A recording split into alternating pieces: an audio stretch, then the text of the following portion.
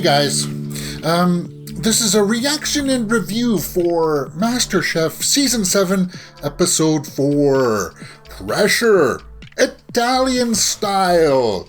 I was just practicing there. You know what? You gotta practice these kinds of things to make sure that you're gonna be good. Like the kitchen, like when cooking, you gotta practice these kinds of things. And I'm guessing that this pressure test that we're gonna see today, hopefully some people have been practicing their cooking skills. Who are you rooting for? We know that last time the red team beat the blue team, so it's going to be the blue team that's going to be cooking.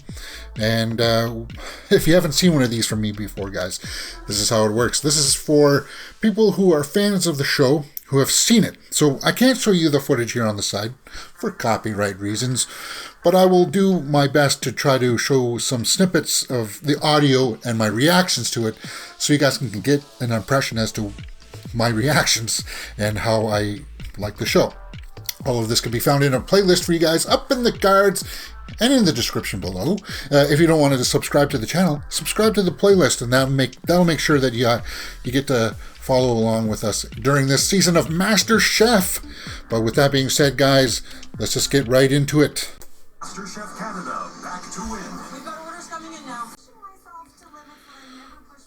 Okay, so in my last episode, I predicted Andre and Andrew are going to be fine. Really? What? Tonight, one member of the winning team will also compete in the pressure test. What? Oh, man. Who it's gonna be? Not Taya. Not Taya, please. This is tough. It's really signaling out, or like putting the pressure on Jeremy. I wasn't expecting this. Not one, but 2 rounds. 2 rounds. Okay. Chef Oscar Bonatini. His son. He's taller than his father, eh? I'm with an Italian nonna. You'll know that I've never worked so hard in my life.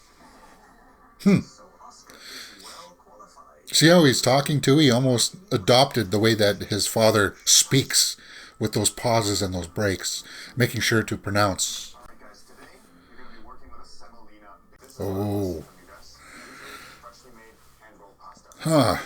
Good luck, guys. Thank you so much. This is amazing. That curling one at the end, that'll be hard. Transported you to Italy with this Thing is that if you think that Barry's weak, you're also giving him the easier pasta to make, right? I think May and Andre are going to be fine, though. the trophy along with the pesto sauce. See, I'm thinking, right now, it's going to be down between Jen and Barry that's going to go home. Pasta and shape with this But they would have had practice this at home, right? They would have practiced this kind of stuff. Some of the basic things, like making pastas, making steaks or eggs or whatever. They would have had practice because they know that this kind of a challenge does come up in MasterChef. look to the pasta. Restaurant. My job was to hand roll the pasta. So I know what I'm doing. And there you go. Barry knows what he's doing. It's about consistency, though, right? You want to make sure if you make one a little bit bigger than the other, you want to at least make them all be a little bit bigger. Yeah, but you got to at least try to make it the way that the demo showed you how to do it. Andre, he's in trouble. It's an instant loss. Oh, Andre doesn't have enough time. He has to work fast today. Yeah, he has no choice. His water didn't boil in time. And you want substantially a lot more water in there than the noodles. And some of the noodles are thicker than just spaghetti or whatever, fettuccine, whatever you're used to.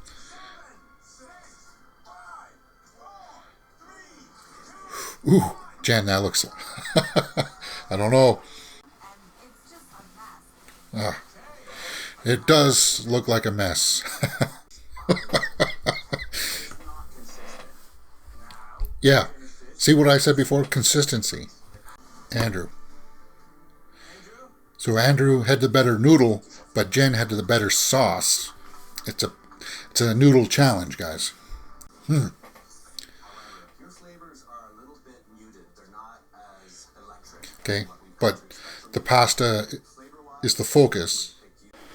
Yeah, Andre knew it when he didn't get that water on. He knew it.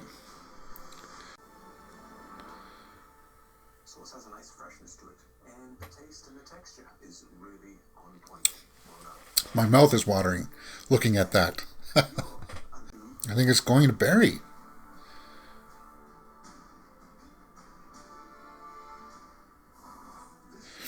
I don't know, because when I was looking at it, as we're going to a commercial break here, when I was looking at it, Barry's sauce just looked a lot more appetizing. A little, yeah, as Chef Michael said, it's more inviting. That's why my mouth was watering. See, they both did the pasta well, and that's when it comes down to the sauce. So I liked how in that challenge, it showed the variations of the outcomes. Yeah, Andy's not happy about that. We want these rustic Italian dishes to inspire your own fresh interpretations. Okay, so they get to play with it a little bit. That means, Andy, you'll be cooking eggplant. I think the eggplant is going to be the hardest one because it's so easy to overcook. Veal is a protein. You should be familiar with getting that well done. Okay, so Andre's changing it up after Claudio said, well, maybe that's a little bit too simple. Ooh. See, Jen, she's cooking something she hasn't cooked before. And Chef Alvin was right. If it's a very delicate meat that can be easily overcooked, and if you haven't had the practice, see how I'm working that in every now and then. Andy's bringing it. See how he scored them? He not only cut it, but then he put like 3 little scores down the on the flat side of it. You know how it always shows. Oh, wow. Surprise twist. Okay, so they're adding in another element here.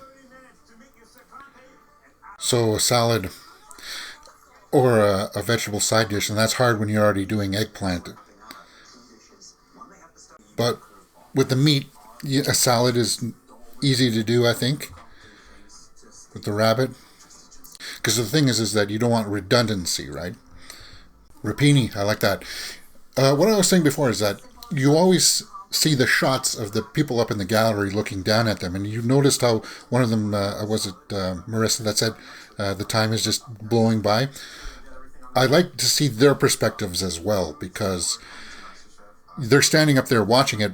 They're standing there for an hour, and I'm sure it goes by like that.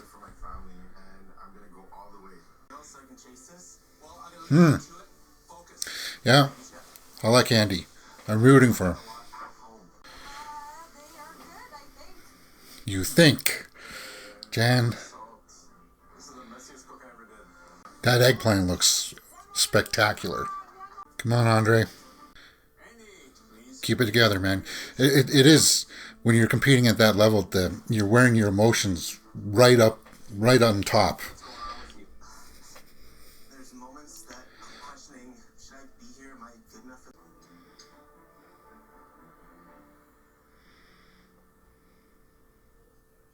This is sensational. It looks sensational. Restaurant food, restaurant presentation, and you are cooking like a master chef. Yeah, Thank you, Andy. I think Andy's going to be okay. That was a big showing of effort there, and I think that's going to get him through. Please bring your dishes to the front. And sauce for it? I think the presentation is quite lovely. Thank you. It's all down to the rabbit. In the dredge. It does look beautiful, and the meat is glistening. I love it. I think it's delicious. Yeah, you could see it when he was cutting into it. Andre, is he on the ropes? 3 very strong dishes. This is tough. Andy's going to be safe. I'm pretty sure Andy's going to be safe. So it's going to be down to Jen and Andre. And that's why tonight we find ourselves in a very sad position of having to say goodbye to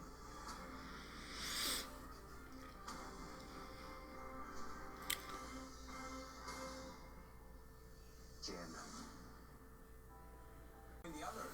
So it is Jen. The rabbit was questionable choice. I feel so privileged to have had this chance. Oh wow. Yeah, look how much she's changed. I'm a straight workout. Doesn't mean I don't get to do this for a living. That's true. That's very true. And she took it well. Okay, so that's it. Jen went home on Masterchef Canada Season 7, Episode 4, Pressure, Italian Style. What did you think? Did it go down the way that you were thinking? I liked this episode quite a bit, actually, because they took a pressure test that's usually only like the last half of an episode, and they've stretched it out for a full one. And I like seeing that little bit more footage of them trying to put it all together and how their thought process has changed. Because Andre, when he was making the chicken to start off, it was a little bit too simple. And then Claudio called him out on that, and he changed it up.